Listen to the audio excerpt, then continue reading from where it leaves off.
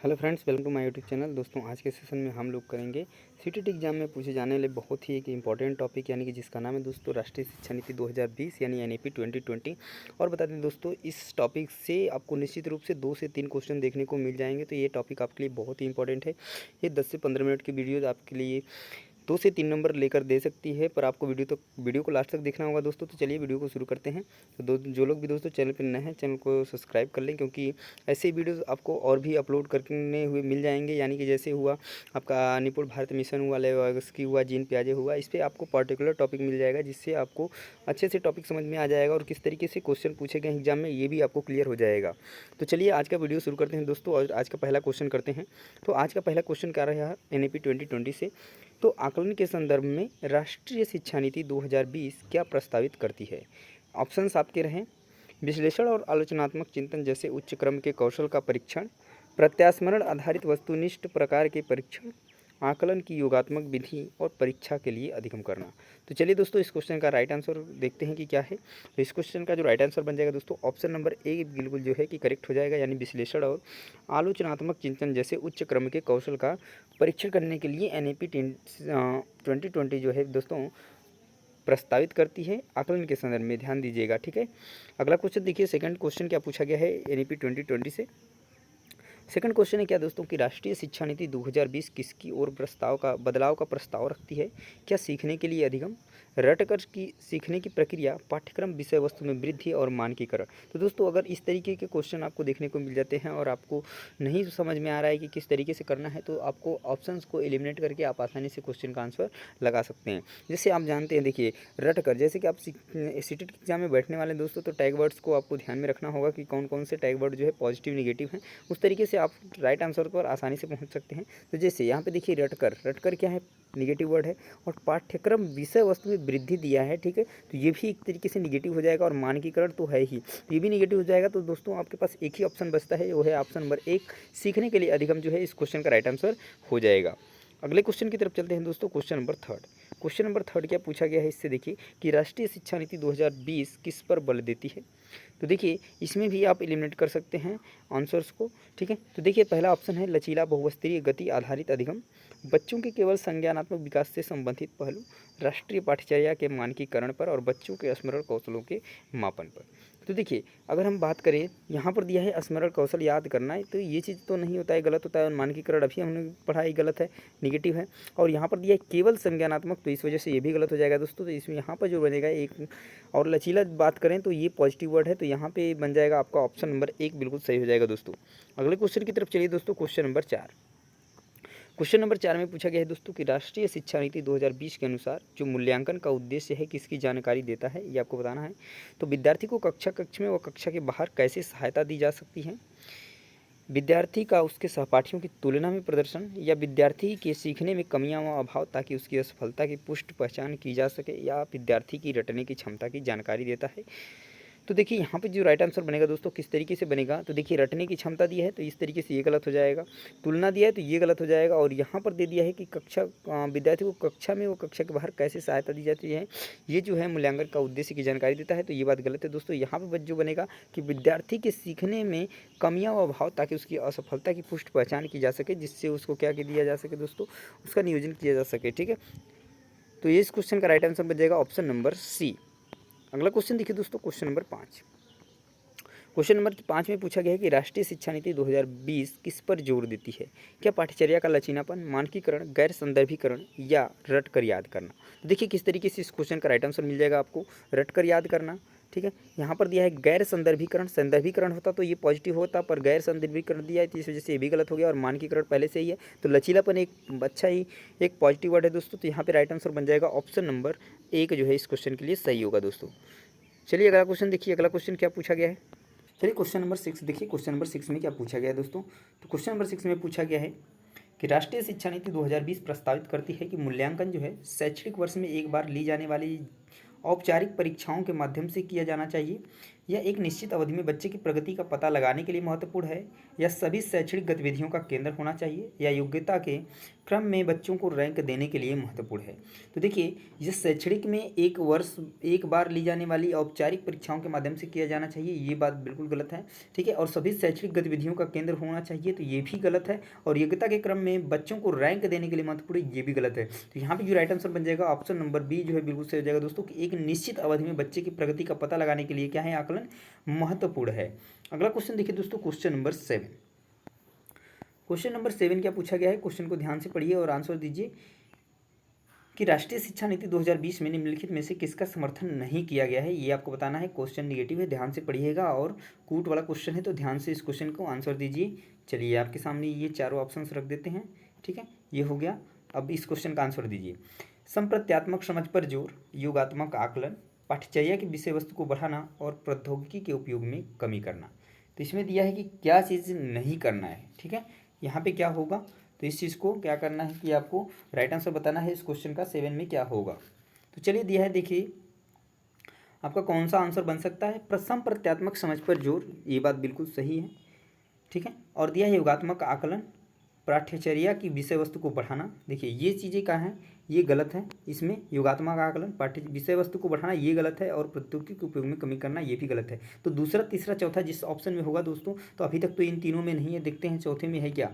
ठीक है, चौथे में दिया दूसरा, तीसरा, चौथा बिल्कुल सर। तो यहाँ पे जो राइट आंसर बन जाएगा ऑप्शन नंबर 4 बिल्कुल सही होगा दोस्तों, क्वेश्चन नंबर 7 के लिए। अगले क्वेश्चन की तरफ चलिए, क्वेश्चन नंबर 8।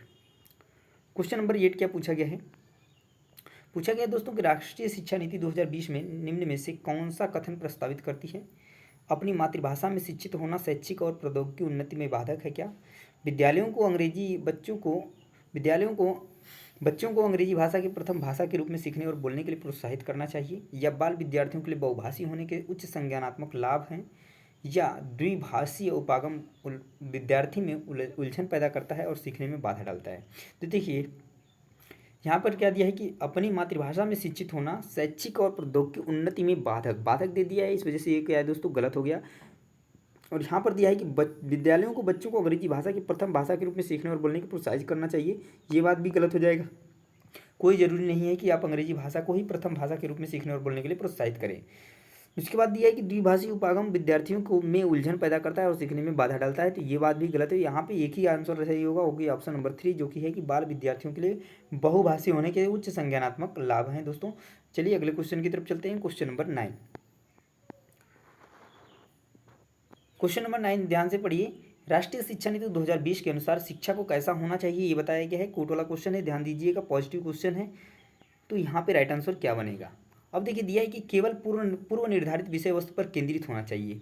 देखिए तो क्या लग रहा है आपको, सही है कि गलत है। तो देखिए यहाँ पे केवल शब्द का वर्ड यूज कर दिया है, इस वजह से ये क्वेश्चन जो है कि यानी कि ये ऑप्शन जो है एलिमिनेट हो जाएगा, यानी कि ये गलत हो जाएगा।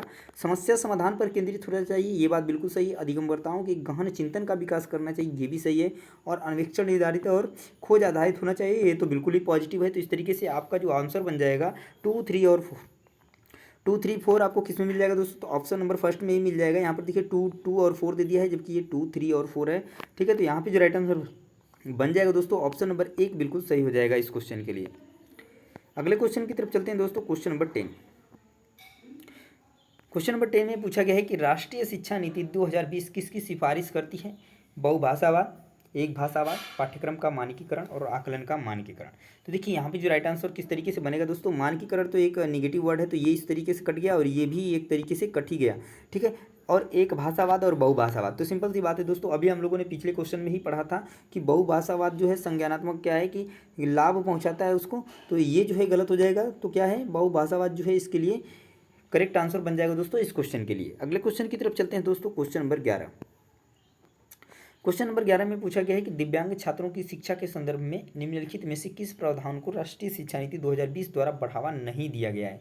ध्यान से समझिएगा, बढ़ावा नहीं दिया गया है, निगेटिव क्वेश्चन पूछा गया है। तो उपयुक्त इमारती ढांचा, प्रत्येक विद्यार्थी के लिए एक शिक्षा और निजी शिक्षक, अनिवार्य विशेष शिक्षा या उपयुक्त तकनीकी सुविधाएं। यहाँ पर अगर आप देखते हैं दोस्तों तो ये पहला ऑप्शन है उपयुक्त इमारती ढांचा, ये बिल्कुल पॉजिटिव है। प्रत्येक विद्यार्थी के लिए एक शिक्षा और एक निजी शिक्षक, ये भी पॉजिटिव है। और उपयुक्त तकनीकी सुविधाएं, ये भी पॉजिटिव है। तो यहाँ पे जो राइट आंसर बनेगा दोस्तों ऑप्शन नंबर सी जो है बिल्कुल सही होगा, क्योंकि यही एक गलत है कि अनिवार्य विशेष शिक्षा। और इस क्वेश्चन में पूछा है कि बढ़ावा नहीं दिया गया है, निगेटिव पूछा है, तो इस वजह से इस क्वेश्चन का जो राइट आंसर बन जाएगा दोस्तों ऑप्शन नंबर सी होगा।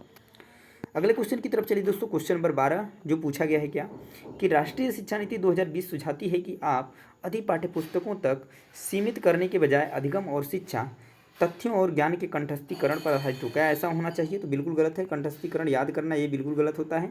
प्रत्येक 3 माह के बाद विद्यार्थियों की विषय वस्तु को बढ़ा देना चाहिए, तो ये देखिए बढ़ाने की बात कर रहा है, ये भी गलत है। खोजबीन और समालोचनात्मक चिंतन के विकास पर केंद्रित होनी चाहिए, हाँ ये चीज़ बिल्कुल सही है दोस्तों। और लास्ट दिया है कि परीक्षाओं के लिए सीखने पर केंद्रित होना चाहिए, नहीं परीक्षाओं के लिए सिर्फ सीखने पर केंद्रित नहीं होना चाहिए। तो यहाँ पे जो राइट आंसर बन जाएगा दोस्तों ऑप्शन नंबर 3 बिल्कुल सही होगा इस क्वेश्चन के लिए। अगले क्वेश्चन को देखिए। अगला क्वेश्चन 13 नंबर क्वेश्चन क्या पूछा गया है क्वेश्चन में पूछा गया दोस्तों कि राष्ट्रीय शिक्षा नीति यह प्रस्तावित करती है कि प्राथमिक कक्षाओं के बच्चों को उनकी घर की या स्थानीय भाषाओं में पढ़ाया जाना चाहिए। बिल्कुल बात सही है दोस्तों, ये पढ़ाया जाना चाहिए, जो कि कहा जाता है कि उनकी मातृभाषा में पढ़ाया जाना चाहिए, उसी को इस तरीके से दूसरे लैंग्वेज में यानी कि दूसरे तरीके से इसको लिखा है। प्राथमिक कक्षाओं में शिक्षा का माध्यम एक तरह की भाषा का ही उपयोग करना चाहिए, ये गलत है, क्योंकि ये एक भाषावाद को बता रहा है। शिक्षकों को द्विभाषिक काम को प्रयोग करने के लिए हतोत्साहित करना चाहिए, ये बात देखिए गलत है, क्योंकि ये अगर हतोत्साहित कर रहा है तो कहीं ना कहीं एक भाषावाद की ही बात कर रहा है। और बहुभाषावाद को बिल्कुल भी बढ़ावा नहीं देना चाहिए, तो ये भी वही बात कर रहा है इनडायरेक्टली रूप से। तो इस तरीके से जो राइट आंसर बन जाएगा दोस्तों ऑप्शन नंबर 1 ही बिल्कुल सही होगा, क्योंकि यही ऑप्शन बिल्कुल सही है इस क्वेश्चन में। अगले क्वेश्चन की तरफ चलिए दोस्तों। Question number 14। क्वेश्चन नंबर 14 में पूछा गया है कि राष्ट्रीय शिक्षा नीति 2020 के अनुसार आकलन के लिए अंतर्निहित सिद्धांत क्या होना चाहिए? क्या मुख्य रूप से रटने के कौशलों का परीक्षण करना? देखिए रटने के कौशलों को दे दिया है, ये गलत हो गया। केवल विषय वस्तु के अधिगम की प्रोत्साहित करना, देखिए केवल वस्तु बोल दिया, ये गलत हो गया। आप आसानी से अब इस क्वेश्चन को एलिमिनेट करके आंसर लगा पाएंगे। दिया है सभी विद्यार्थियों के लिए उनके अधिगम और विकास का अनुकूलन करना, और लास्ट में बोला है विद्यार्थियों का वर्ष के अंत की परीक्षाओं के माध्यम से केवल संज्ञानात्मक आयाम का आकलन करना। तो देखिए केवल संज्ञानात्मक और वर्ष के अंत में, तो ये चीज़ें गलत हैं। तो यहाँ पर जो राइट आंसर बन जाएगा दोस्तों ऑप्शन नंबर सी बिल्कुल सही होगा। अगले क्वेश्चन की तरफ चलिए दोस्तों। Question number 15। क्वेश्चन नंबर 15 में पूछा गया दोस्तों कि राष्ट्रीय शिक्षा नीति 2020 के अनुसार अधिगम होना चाहिए किस तरीके का होना चाहिए? क्या विषय वस्तु अभिमुखी होना चाहिए, पाठ्यपुस्तक केंद्रित होना चाहिए, प्रयोगात्मक होना चाहिए, या व्यवहारात्मक होना चाहिए? तो यहाँ पे देखिए दोस्तों किस तरीके से आप आंसर का ट्रिक कर पाएंगे। विषय वस्तु अभिमुखी, क्या विषय वस्तु केंद्रित होना चाहिए? नहीं होना चाहिए। पाठ्य वस्तु केंद्रित होना चाहिए? नहीं होना चाहिए। व्यवहारात्मक होना चाहिए? नहीं। तो यहाँ पे जो राइट आंसर बन जाएगा दोस्तों ऑप्शन नंबर सी जो है बिल्कुल सही होना चाहिए। क्या होना चाहिए? प्रयोगात्मक होना चाहिए। किसके अनुसार? एनईपी 2020 के अनुसार अधिगम प्रयोगात्मक होना चाहिए। तो यहाँ पे राइट आंसर हो जाएगा दोस्तों ऑप्शन नंबर 3। तो दोस्तों एनईपी 2020 से आए हुए बहुत ही महत्वपूर्ण 15 क्वेश्चन हम लोगों ने इस वीडियो में किया। आपको वीडियो कैसा लगा कमेंट में हमें जरूर बताइएगा। और इसी तरीके के और भी आगे वीडियोस देखने के लिए दोस्तों चैनल को सब्सक्राइब करना नहीं भूलिएगा, क्योंकि ऐसे वीडियोस आपको डेली बाय डेली मिलते हैं। और आज संडे है दोस्तों, तो आज आपको बता दें आज आपको ईवीएस की मैराथन क्लास देखने को मिल जाएगी इस वीडियो पे, यानी कि इस चैनल पे शाम को। तो उससे जुड़े रहने के लिए आप चैनल को सब्सक्राइब कर लीजिए दोस्तों। मिलते हैं नेक्स्ट वीडियो में, तब तक के लिए जय हिंद।